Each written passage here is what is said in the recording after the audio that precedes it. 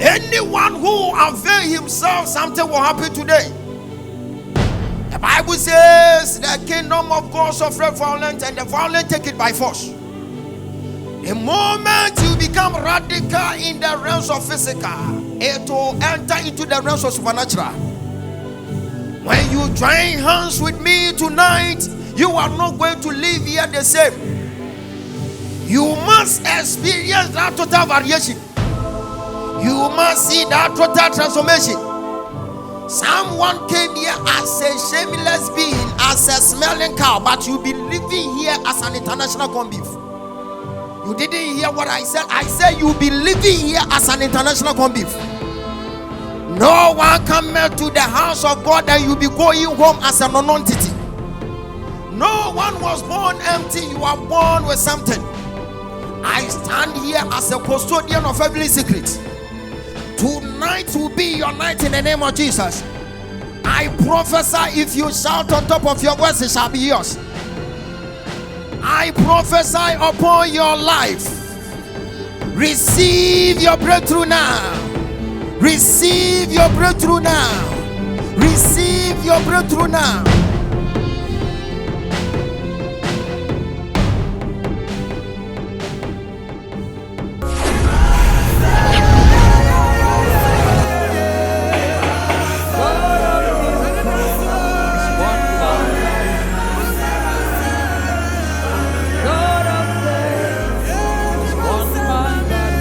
Abusia mechia mu nyina ewo yen Awurade Yesu Kristo din mu se wo hum me wo screen yesu a me de asem de na de brew amwo hu se eye dimasem mame program a eye a na ye de to TV so ema nkofo ba na Awurade fa na basa so di omo asem ma wo mo no sa adwumadie no Friday we ya ye bi ewo Accra Madina Abokobi Minim sa wo ba. Enti Friday we me pa chaw enya no pasori. Na mum eye dimasem mame. Na Bible say eye so na funu mu yira ye no. Ai akono hu say obehia wudifo. Sometimes wo be hunu say otifie na say aso wonnan na woda won sa asane a.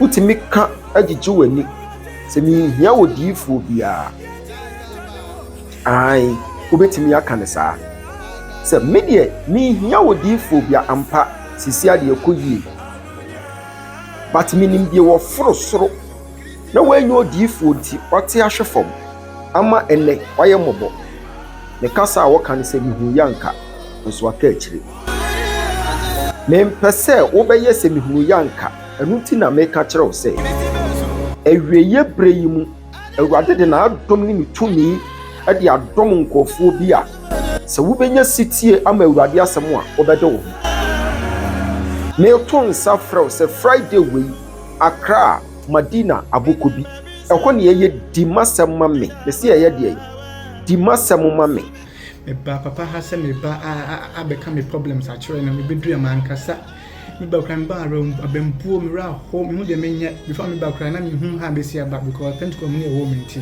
Pentecost na wo ti me hu amesi aba Pentecost mu na wo ti na wo sheda anye adifu sami ko Easter kra yare me be de course of wo kra e Jessica die fa so be ma se ma kra na wa tugidi mo san mo no etina e kwa fa so me converse ma me ka se me ba ya ti se ko hu elder e Pentecost elder tin kwa se me ko so so me elder se elder me pese me ko prophet ojaba ho na mahwe na o TV news no mo ye na e ka me se me ba ha medi adanse no se sa ene be man pa TV news nto no hwe no ba o de to obi no medi so se ade apa na e ye efinyame nti o de me nko sa na Pentecost elder ne kan se efinyame ti me nko one ma be kasa to frem mama na me se fi se me kan go to the TV station ade ato ho ade wo ye na no kra na enwanwa ase wonye enna ono kasa se de ofru ana ase otonche na ase ono edi nkomato o obi onimu to de menko amsimati to ma amesu hyewu kura se ditun se membra kono njintu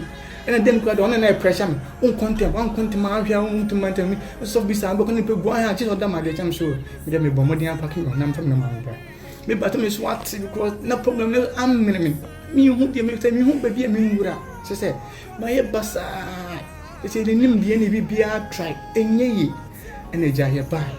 Te buy and the me bonya my worried. Be do ye man kasa. Pa me bompaye sa we no say.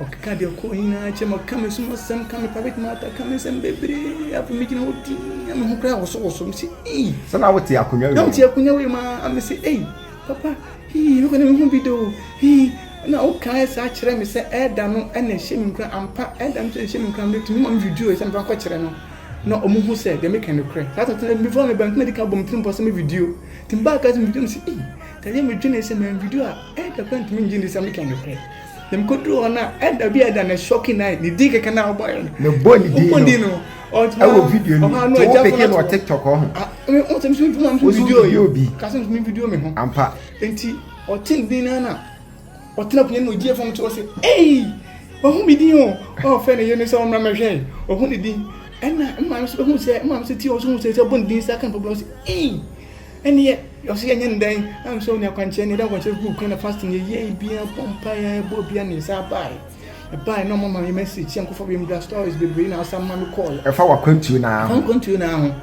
ana sa me ba na pompa ma me na ma me da for na man kwans bi na no asema kan oh my god asema kan ni say me ma kwans bi se fa kwache omo sesra de omo sesra de na ka kira me say ko na fa adanse bra a bible say eye so na funu yira ye no ai akono ohun se obehia wodifo sometimes wo be hunu se otifie na se aso wonan na woda won sa asane a utimi ka agigi wani se mi hia wodifo bia ai obetimi aka ne sa se medie mi hia wodifo bia ampa sisi ade ekoyie but minim die wo forosoro na wanyo odifo nti wate ahwefom ama ene waye mobo ne kasa a woka ne se mihu yanka nso aka akire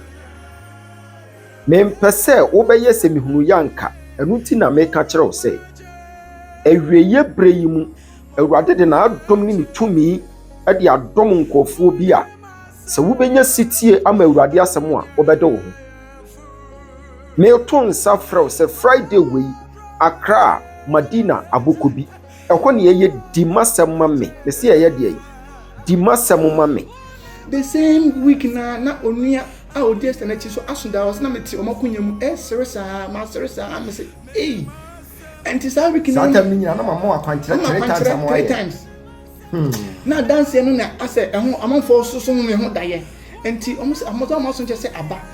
And the last one, I am to Hodina, baby catcher and say, Men Solly, not a bacano. I am my vie, and the manager come. I'm a prayer that said, Edda, you must say, and the cop. And too kind. Me, my be a going to now. I am complicated, more bizarre questions. Of a webra, but you will. I feel we are continuing your questions now. Maybe a papa, not time comes some like more. Damn like Chem, as I said. She said, "Galton, yeah, very do depend me mboa, onim date me mboa, usikent me mboa, hwehwent me mboa, just nyame ni pan bit maboa. Nyame ni po onim form, e bit maboa. E bo hu de e call. Nyame ni po onim dai. Onim form. Ayesa baba, we de emwa bi eni ho, nipa entimi mfa form fere obi an ka hwenkyere obi a. Just nyame po onim form. Entim de ba na nka che ma me ni evidence me di nkomo sa, almost think Bible no. Ye ntwero nwie na afi na ye twero. I think ye twero din she Bible. Ye ojaba Psalm Numbers chapter 1 to 8. Ni ye twero won se because baba some how ye na. It say dey for no, e bi ni ho. Ebi ni what to see. What the one some ne baba be pie ye ni mu a. Na mama hu konkura di wa asama ma. Na ma kyera wade me se fa we koka we hu. Na ko yesei, na yesei, eda bi sei, da yesei na obeso. Afei ko yesei, obedi adanse. E ba me so se me kasa we ni ade a kye no pa. Me kokrom akosande ade. Na bisa me e man tem kra sa apenda. And I said, now on this, around 8. Miss Sofona, quick, Miss Visa messaging about 2 days, maybe about 1 day pay. Wow. Abandon about 5 day elected. I just saw a document about. Now, it's here, another message to you, taking 3 million about 12 within 5 minutes in our Bible. I just say, and Sally could tell me a gem. Papa, a gem. After dear. Messaging about them, I Mr. Mo so ready. What am I? You catching the fans on China? Mo so I said messaging, but I'm going to message me. after travel documents, visa ready, after your client are ready, coach. I'm saying, hey, Papa, Jesus, I'm a friend of my mom. I say, yeah, and I'm when you are but then I say, Papa, hey, you're back, and I say, yeah, so then I say, and I say, and then you're better to your home. Ashemi, you see the amount to me, Ojaba son of the prophet. They don't want to train Ojaba. Oh, sorry, baby. Because Pentecost. Eye di masɛm ma me ɛno ti Friday wei ɛnya no pasɔre na emom ɛyɛ wɔde hunufoɔ na wɔtena akonnwa a ne nan yɛ mmiɛnsa so na wɔdi nkɔfo asɛm ama wɔn Awurade bɛfa me so adi obi asɛm ama na ɛbɛgye ne nsɛm wosu ɛnneɛma nkɔ yie ni bɛgyina ha yɛ na me mpɛsɛ mɛka nneɛma a Awurade fa yɛn so yɛ because wɔn kasa no wohwɛ bi wɔ TV so mpanyimfoɔ atitiriw efifire kyerɛkyerɛ ni bɛnkyɛ ba fie ha ɔmbaba bedru transformation factory hɔ a na Awurade afa yɛn so na wɔboa wɔn ɛno ti na meto nsa frɛ sɛ saa Friday wei di masɛm ma me no mɛnya asoɔden a mɛnka sɛ mihu yanka na ka kyiri sister wo fie adan na mema so omu ani agyawo mema so omu ani agyawo I am giving you direction, just follow the direction, Papa, okay. and your frustrations will be over. Amen. When you go home, I will give you that. I will tell you in your ear. Then you go and follow up. Papa, okay. When you meet a prophet, he will direct you. Papa. We are there for direction, and your direction will determine your transformation. And within your transformation, there will be your promotion. So there will be promotion in your life. But comply to whatever I will tell you. Okay, you Papa. go and do it in your house. Yes, then you fast with the orphanage centers. And at the end of the day, you come out more than victorious. Amen. Can I prophesy? Prophesy. Can I prophesy? Prophesy. On the 19th of April, someone will be seeing someone that you know. Have you heard of this name? Wendy. You don't know. If you don't know, tell me, Papa. Papa, I don't know. I am talking about Jaden's mother. Can I prophesy? Prophesy. You make Edru baby na obusa ho se ne beye den ne metimi akonyo odiifo bi ne makɔ nanim. Mumu bi bebre kompai bo baby bo bi wo online ebi bo bi wo eye radio so. Ade abɛkye no opese okohia wo diifo na aka kyerɛ sɛ mpaye na me boy no. Mehia kwankyerɛ because entesuo nkwa nante. Yesu kɔbɔ mpaye ma ni frani no ɔde akwankyerɛ kan no ho. Patia ya pensu yi ye laki akwankyerɛ bebre because ne so fa ka kyerɛ sɛ me no bɔ mpaye wi a me de mintimi ntena se nhwɛ obia. Ɛno ti wo hwɛ asɔde bi a wankasa wode wani abubu akɔhwɛ a wobɛhunu sɛ nipa wɔ mu bebre but wo nhyi asɔfoɔ no one on one krada. Ọba na wone Yesu hia wo subura no ho no wohunu de siye. Enu ti once a while you need a prophet see ye bia wo betimi ne na connect no watona nanim. Wotimi a kyerɛ hu nsɛm anaso ono so bewura sunsum a kyerɛ sɛ sidia wodwene ade awie hu no ɛnya saa na tie. Enu ti fa we koka we hu na su a wusu wudi awerɛhɔ no emra wieye. Me hwɛ wo bi sesi a wo hwɛ me se sa Friday we me say eye di masɛm ma me enya asɔre o eye di masɛm ma me wanya akwanya kɛseɛ sɛ wo ne wodi hunufo ne be hyia sa Friday anopa we say anu ti boa wo ho na pesika bi adɔbɔ afɔre amenyanka wunya bababa beduru hɔ pɛ na afei wabɔ afɔre na amenyanka no na afei ya di prayer materials ni bi ahyɛ wo nsɛm na waba be hyia me. Neno na wo baba behia me amakyerɛw sɛ fa we ka we hu yeni sei na Awurade bedi wa asɛm ama Onua me ka nyame asɛm akyerɛw pa nyame no kɔ ne bibi obi asɛm bi ne wa anke dan to yɛpun na papa ɛyɛ odifo a nyame de na dom yɛ pa o yɛ pensu sɛ wampɛ ɛnɛ ɛnhu na unhu ne bi so me say wampɛ na ɛnhu na unhu ne bi bi do bi na aye late momma mfa so mo papa so na papa apie Ghana ama Ghana mfa ho di ama yɛ dia na kam sem pato na nye papa anka enye Pentecost asem o we nye Pentecost asem we nye elder asem na elder kra hu se de adri no ko hu papa onim fom because ade na twem enti ada kwa na shin kuna kono kun papa no na de na twam enti eya wo hwe TV na hunu se ekeka nkofo nsem no eya mo hwa eya mo dai papa me de me hwe ni di mo bisa mo se dia ya no kure me dem ko le nka se me am se da ben na me duru ho ma me ne wo se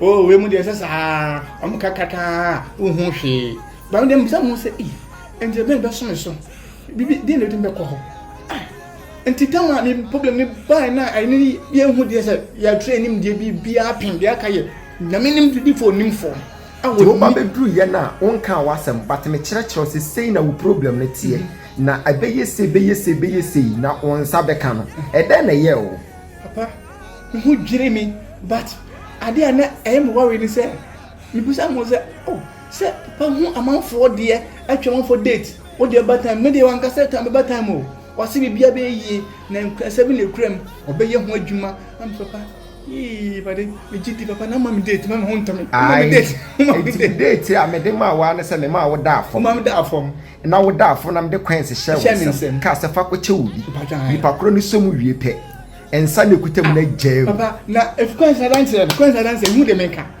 kwense papa de meka bia na me say enu me ka sam ka ho me so papa me ka kwense na ka sam papa me bu se sika na di abro afi de pam sam fe o afiri ho afi papa fi sam tu me na see ya fi sam tu me na see ya me nya ti se dem tie bia mu da asem na mu twa to me so na ka se be ye kwasa sem be full case papa ni na full case full case bu abo mo full case asem na me ka se o mo de akwala bi tata o police asem na satan na pesa woni bi asem ni full case asem na me se na papa kama ma ha ebi anka me kumi ho ko na me hu sa problem se bi da mi she bi da kama ma akwala bi ko nyem be she o yes papa na kama kumi ho mi nya problem bi se da enne ebu abo mo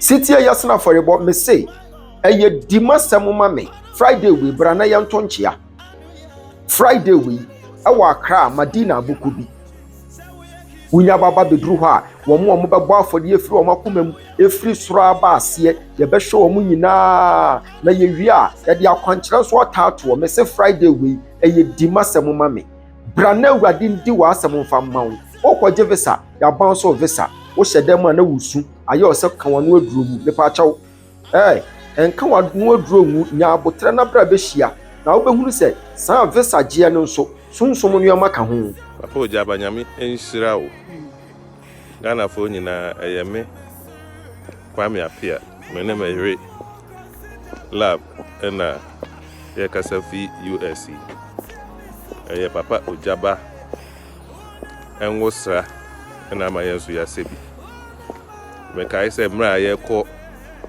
interview ya documents no na problem wom yankasa kra ni enim ba papa ojaba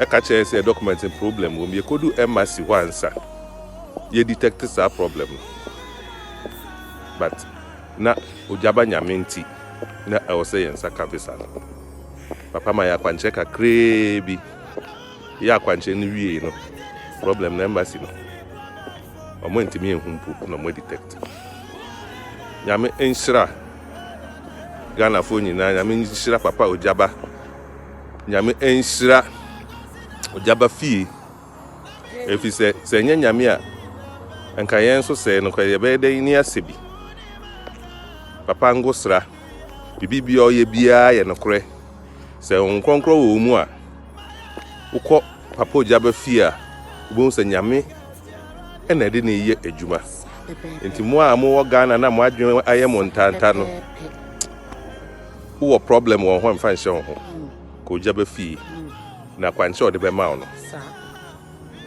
ebema ekwan ebiebi na wo nso wasebi this year ye begu US papa ojaba platform so a ye wo nipa bro 1000 omo nyina no dia ni se ubetie na asem na ne obekire obi abeye na wo hu se onyankopon na one ne nam no ono so obeye bi aba wo so wasebi michia Ghana fo nyina michia Koforodua fo nyina michia mabusuafo nyina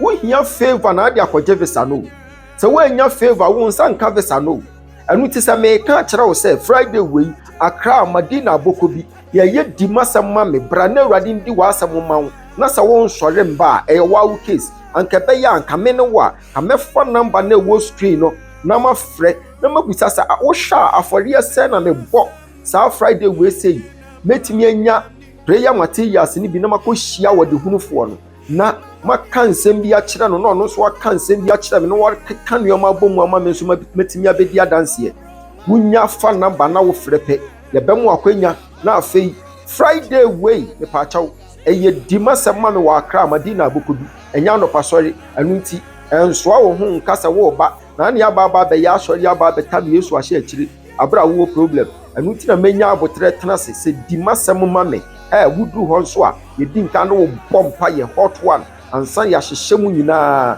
ɛnam sɛ modɔɔso no nti ɛyɛ abrantam na yɛhyehyɛ mo saa na maba oba ya ne de akwankyerɛ gu akwan mu na me kyerɛ de nyame se na me kyerɛ de wɔbɛkɔ akɔyɛ a wo bɛba bɛdi adanseɛ mepɛ sɛ wo di adanseɛ nti di masɛm ma me wei enyi wo hu mfiri ɔso na yɛbɔ ne bi epa kyɛw bra na Kristo ni wa asɛm mfa ma wo ya papa wo jaba ya ba n'anim ya de asɛm brɛ no kwentu asɛm papa no ade ba kwa mepɛ wɔ no so obi bia papa no nkyɛn bia ɔbrɛ ne ho ase wɔ nyame mu na watie wasɛm na wakyerɛ wo kwan a wobɛfa so na ɔde akwankyerɛ no nya de ma wo sɛ kim minia ɛno ano no yɛammerɛ yɛbaa yɛtie na kwankyerɛ bibi kitwaa bi de yɛyɛyɛ ɛnnɛ yɛgyina United States of America wohwɛ baabi a medanda bibi a ayɛ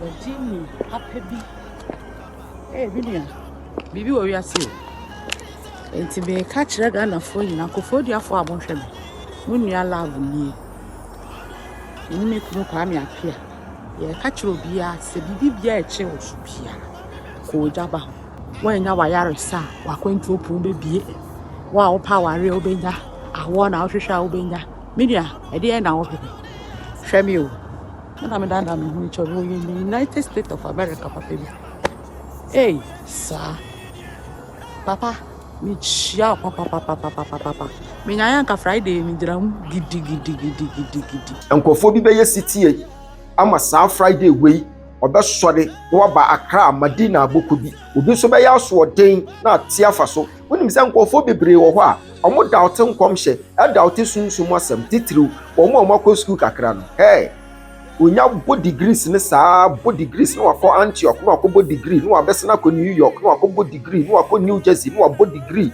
no abɛsena akɔ France ɛba saa ne pɛ wɔka se sunsum nyoma bi ani hɔ masa Awurade Yesu wo di degree wo bɛbɔ degree ayɛ sɛ thermometer but I'm telling you say wo hunu say life is highly spiritual that could wani bɛba ho so no na wo da adaka mu I think say some time ago me call London saa na mkoko hia ni patitiri bi wɔ hɔ aso da mu me ka so de asɛm ya bia na me de bɛfa we so aka bibia kyerɛ wo aso da mu na me frɛ papa yi na me se mahunu sɛ na wo de ya bɔ wo ofadin a kyerɛ sɛ wo fa ba be gyina wo ayi wo na so ame asiew wo yam nhyɛw wo ka sɛ ne yere kra na abɛka kyerɛ me na wonim bi asiye me hyɛ ne nkom wie ya pɛ opi abɔnten pɛ na wo ka kyerɛ ne yere sɛ ono de onye nkomhye ni mi odi Yesu mo jakora twam wasa sɛ Awurade yi bibi kyerɛ yin ya mo yetiri mu nkasa wo ɛno ti na wudu fiase ya nkomhye bi betimi atɔfam o hwɛ TV na hwɛ nipa kro ne reaction ko a ɛhɔ na obehu sɛ bɛmma paa na ne ho po wo ba asima paa na ne ho po ɛno ti bibi ani hɔ a yɛfrɛ ne sɛ settings wo fia ha daabi enti mo pasa na ema mo nya so oden wo bitimi te nkomhye na wa bodam straight wotimi bodam 5 minutes na enu so ate no enu na kyerɛ sɛ nkomhye tumi no wo fia ha wo ba ha na eka bibi kyerɛ wa and out that the angel has taken me to your father's hometown. I am now in your father's hometown. Okay, I'm counting first house, second house, third house. There is Ochiame. Okay. Be a ote o papa kwana so. What kind first house, second house, third house? Ochiame can come. Aye. Who for Ochiame can come swap? Obi a your shop. ɛwɔ nkyɛn me gyina shop n'anim awurade de me ewura Mr. Apia Dufie hey me was in there baby me was in there baby me free me mo hey me come me was in there baby Mr. Kubeku na me fa hey just angel you go fear her angel not fear the angel is going to your house in the name of Jesus. The angel is going to your house in the name of Jesus. Yes, Lord.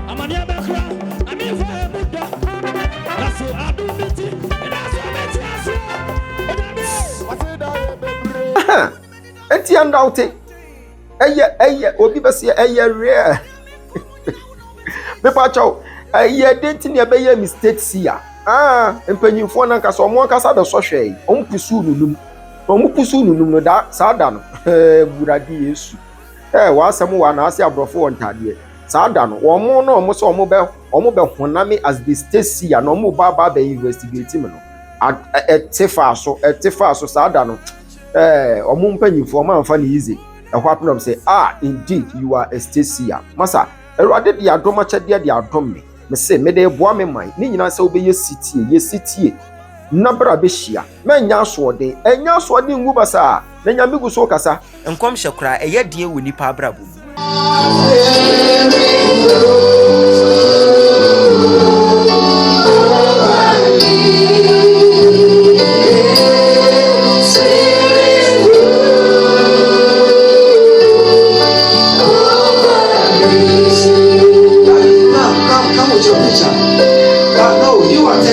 It's you. I'm talking to you. Come with your picture. Come and let me pray for you. I don't know the reason why the Lord God is ministering to you to pray for this man.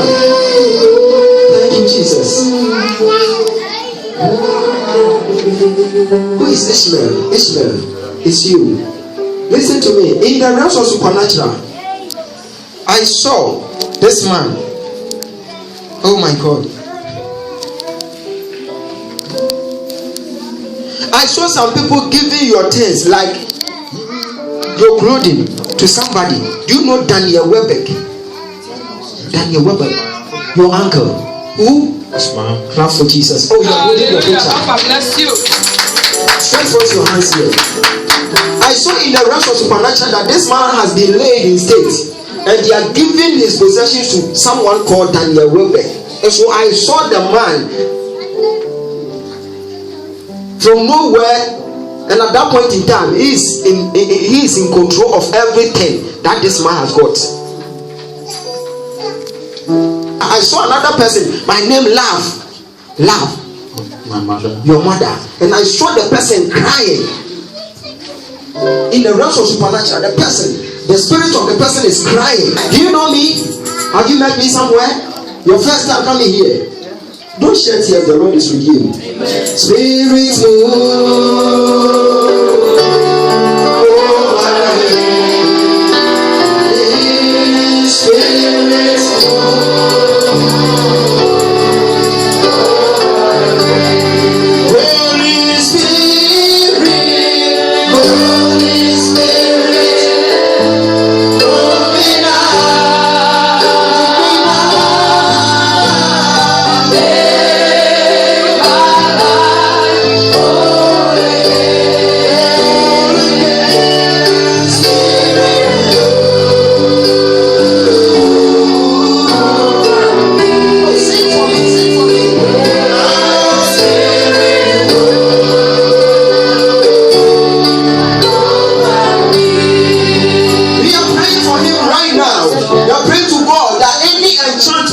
by the enemy, any devices must be arrested in the name of Jesus Christ. We need to pray for him now. Pray for him now.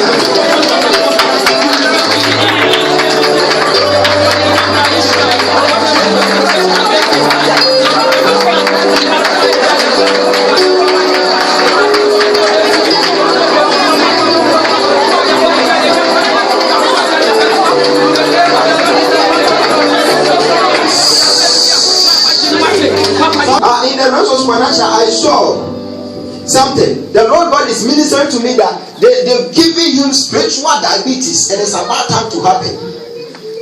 It's about time for it to come out so that you will see, and the doctor will tell you that you got diabetes. Doctor has already told you that. Come for Jesus.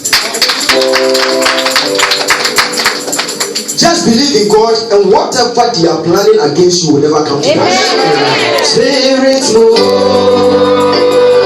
Mikron so ya wo kana asem no so ogidie pa ba ja say no sofo na amoa no osofo na amoa no ogidie ba later no em say okobo mo amane na o mu convince na ma na adwen sesan ye kura na nti say mika say ye mra so na nakoma ha na o jami nti ohona aye se ne menja no na onye ne ope because me feel so we penny minti me mfo so nye abofra te se ne ba Michael ameka se meso ne sase ye nkwa asore Osemo nso adoma chede nyina hwe mbehunu de firi nyame papa na me hye ne nko no ma charge no ma anyi niska nti nka ese no kura wura ne tirima ne hunu se na se nka sofo opemisika na age dia san ka obe charge me na enso sofo ntimi convince na se de ye ka na nya no kure ema areho sem kesie ne siye na areho efa landing baby na ahomete wo ni siye sani awo kan pepe bibia siye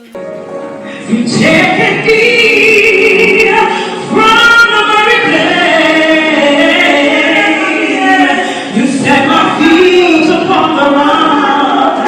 Now I know that I love you. I need you.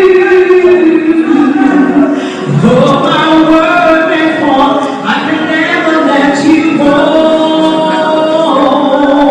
You're mine. sa wote nkomhya abusua fa wade asie wo hu o enko ka nkire wo bi a wonyimie efiri se esum ne han entimi enya twa kama ne nyie sa wote nkomhya no wamfa nsie no wa amho mpaye na ko ka kire wo bi a wonyi nkomhya ni ene afei papa yi wahwere ne nkwa ama ne yere ayekunafo asemwe eda landing sesi a me no kase eda landing eno na ma me dru landing pena ehwo aye beja omo say hey masa wɔhyɛ ne nkom wie yɛ pɛ na akwa no so de kɔ fie na ɔhyɛ ase no wodi atamu fie no ɔkeka de ɔpɛ because wɔnyɛ nkom hyɛ ni but ebemu exact date exact time ɛkwan yɛ fa so a like ɛgye wɔ mo nsɛm ɛhɔ na mo hunu sɛ sɛ nyame gu so kasa hey nyame dada na yɛ ne nam no ogu so kasa o nyame gu so kasa ɛma mo mmea nya so de mesi nyame di fo wɔ mani me kasa mema wo instances a ɛbɛgye wo nsɛm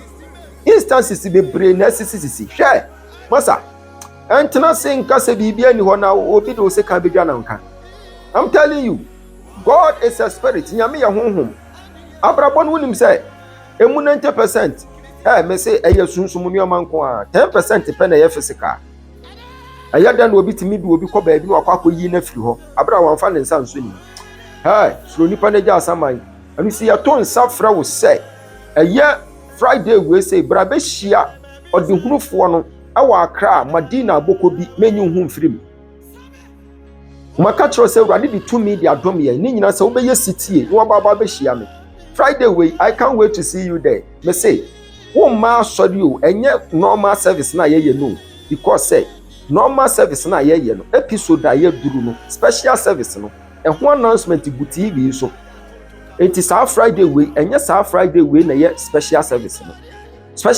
no ho announcement ni gu TV no so a ye de akwankyere gugu akwan mu ni ade eno na wo benya me na woni me agina so dem na ye bom paye na ye bo deliverance ye hye nkop ba we say ni de wuti ayeye me hwehwe so obi a ne ho aka me hwehwe so obi a ni mfunu mu ayera me hwehwe so obi a ne hyebre na tofom sa so wo nan dia wanhwa wo hwehwe odifo ekira kwan demum se so wo nsa no wo nan kabo mu a awona bomu se yes odifo ho hia anu ti me ton sa fra sa Friday we say ewo Accra Madina Abokobi Friday morning ebebo 6 o'clock no adu ho because nipa ne doso na afei wajo prayer materials no na ya sha ase ne ekeka nuoma bom nti yebetimi ahwe free akasie mu ane de konketuom ye hwefra akasie mu ane de konketuom na mpaebɔ nso gyina so saa woyɛ ya ne yɛbɔ mpa yama o nipa kyɛw saa Friday we ɛyɛ spiritual clinic ɛno nti ɛnyi ho mfirim me se ɛyɛ dima sɛm ma me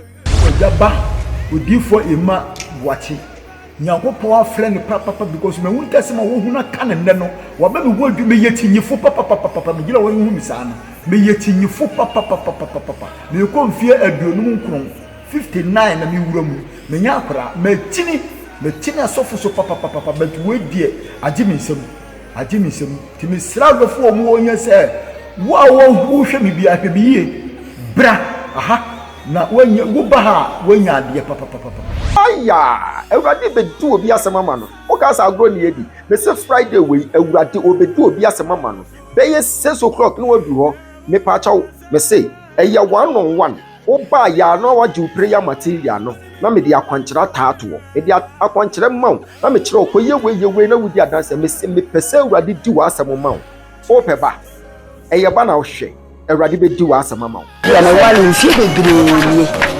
metuma ka sama kwa wale mpro ni yeto so ni awo nti ni be me ya tena ya chi nyawo ma chi mi wiase nyina aboshoma na nkremofo ana hefa na me nkoye ma chi na nyame adom ni be pia asase so eye samanhia da woroma ye manhia na nkanye sama yese me gina he ye sere me ade ye ma ya ase me koboshoma wo se ebo odifo asofo bi no se yedua ebi no se wo ma na yetwa he mase na ye se me ni me ku be ma ogina ya me ko fera kwati sapon aye ma ye foro na in fact awo ho asemti efia metimu awe ho me ami kuro me nko ho na ma wo nti to atwa kwa wale ba ko edi kan be ma ni Philippine na be ma na ko wale wa wo be de wo ho na ye se ani wase de so me timi nkomi kuro enti be me ni ankopada mo be du asori fi anyame nam odifo kwa ko ma to yem na senya asase wasi su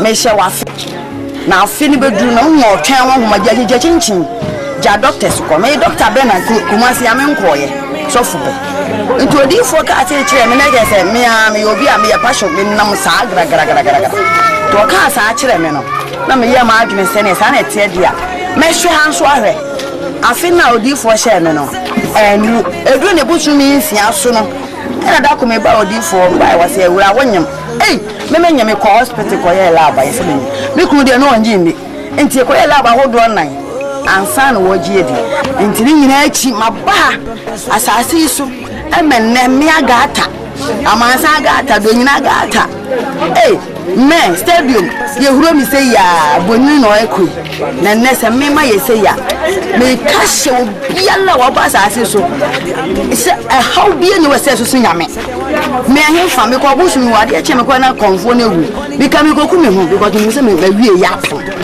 kesensem bebre na me danyankopon wa asase so ase jaba zayo nyame jaba the grace se ben men wonya abotre etina me hunfi bebre be me atame wa ma na wojaba so ene ma yese ya na se ma nkan hye nyame enu nyame ebodi aye enti me ne me kase wa ha obi afabra asase so na wo ha na be yese ntete jabehu wojaba da woro masamanhia ene mo ma yese ya ene ma omo muslimi nyina ehu me ne eti na nyame na aye na minim se nyame wo baabi asase so nyame wa ha enti ni nyan magata na ekase bonini no enamini o bonini no enamini enami krom do nyina metumi akọ enzie petepe bi ni awo ntimi nzi do nyina na atike ma nya pre nyonko wo sa wale ye ko nwoe nhyiranka ojaba nyame zayo nyame iye semenhia me da ache me na ojaba junior no tabe ko ho mini mi kuno ya me yere agata efuna ko sisa ban wale china doctor sifuna yokwa na mseskasi na yona biechasi uchana hapana enam na mina jabaso tia mamire yani yo kana mnyini yona daku mwana obane kase mfano na usana mfano nko hospital ko ba ni na mina jabaso ma aje ashemi ma kwa sofu so kwa na sasofu de we great ujaba nti obi a ba bia onya twam hu ni nyame nam daba so nti onso be dey onso be nyame die o chame fire aya da be na sister ya ope be so obi be friend afu pin banchi dedem me to nsa fra me pese wo hunu se Nyankopon tu mi da ho ho eye adwuma ma yenhia Friday we ewo di masema me ho no di masema me honkonkro be di obi asema man sister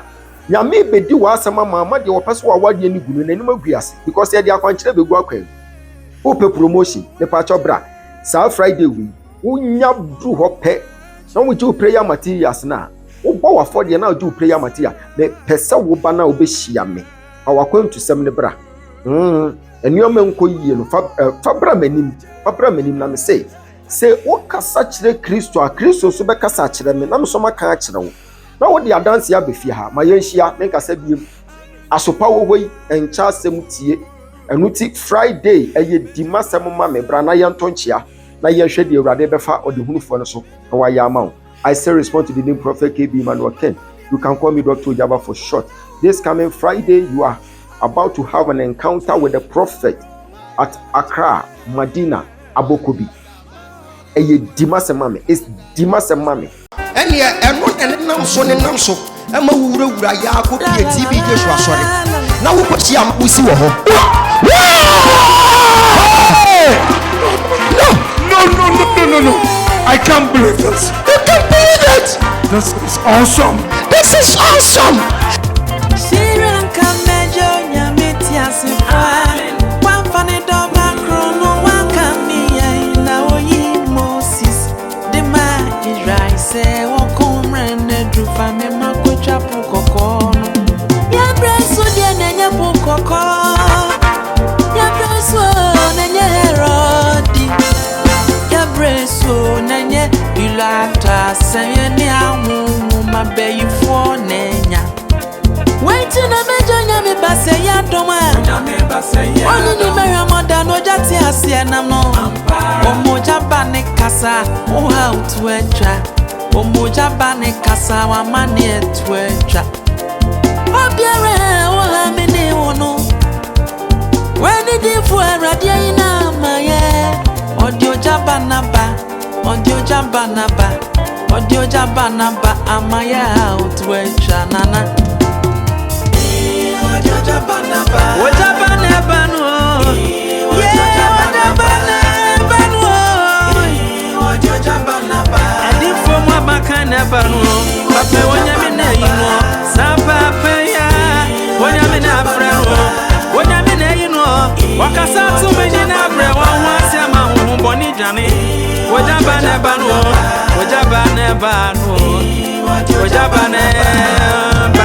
And then mommy, what else are we independent of him? Say about us on 5th August.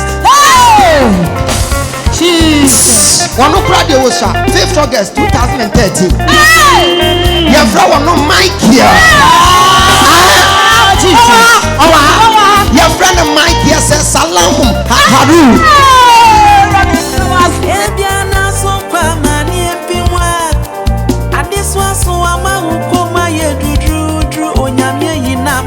Se woja bane kasa tu mi biare ni wona sunsun bia suni ho o biare esmedru wono amani da uso wa ma wujaja junu onyamye yina maye na se woja bane kasa o how to attra na wa mani to attra o biare esmedru wono amani da uso wa ma wujaja junu onyamye yina maye na se Ojambane kasa, oh how to etra nana.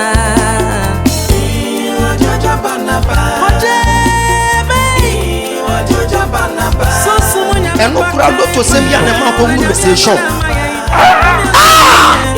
Ojabane bano, I was one daughter of Samsrono. And we see an amount of fight me or yes, This is serious. This is serious. This is serious.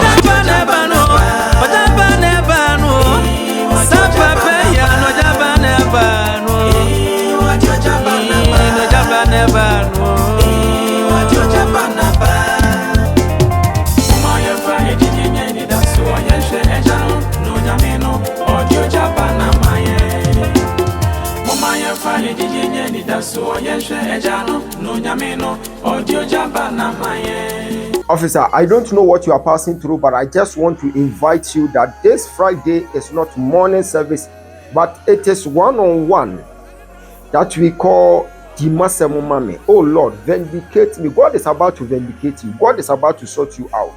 If you are sick, if you are afflicted, things are not working well for you. You were not able to have an encounter with us.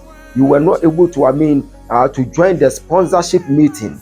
But this time around, you can afford something. You can do something for the orphans so that you can have an access to have an encounter with me. Do you know that one encounter with a prophet will make your life count? That is why I am personally inviting you that this Friday, it is not morning service, but it's rather the MAS3M Mame. God should vindicate you. God should sort you out so that you can come back with a living testimony.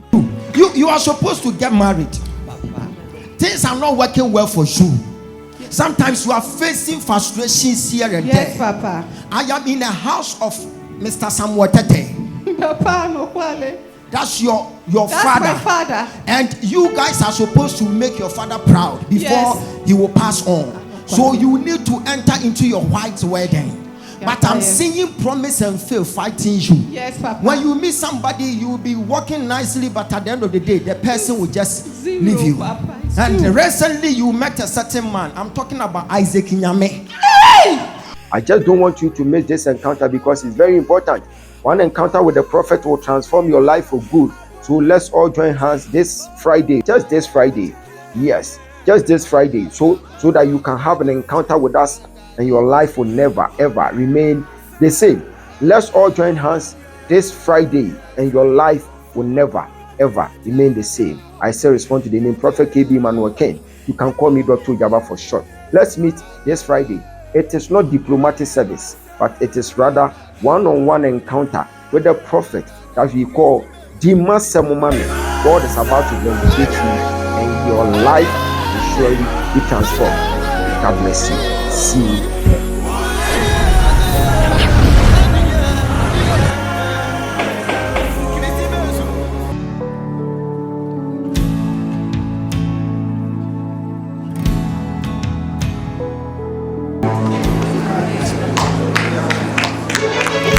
Congratulations, sir.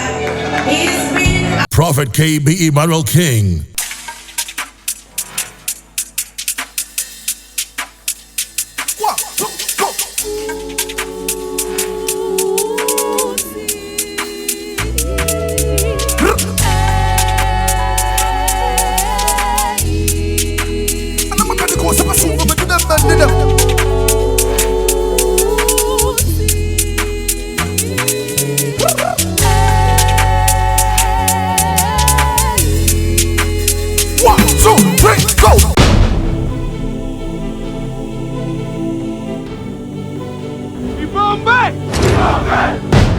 Prophet KB Emmanuel King, the transformation agent of our time.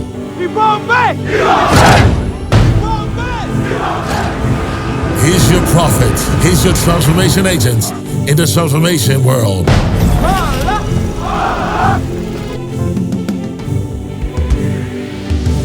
Dr. Ojaba.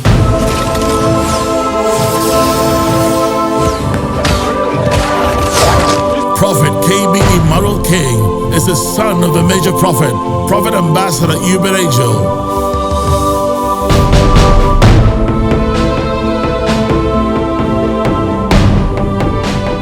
People of God, it is so nice to see that all have gathered here today at the Transformation Launch. Our prophet was recently awarded as the nation's day prophet due to his good works. By his mercies, he is married to Mrs. Adnobwache. Prophet KB Emmanuel King is going to see through the eyes of Jesus. He is going to make the impossible possible. Tonight, he is going to change our story. So if you believe, then ladies and gentlemen, let's all be on our feet and welcome our state prophet, our seer, the general, Prophet KB Emmanuel King, our transformation agent.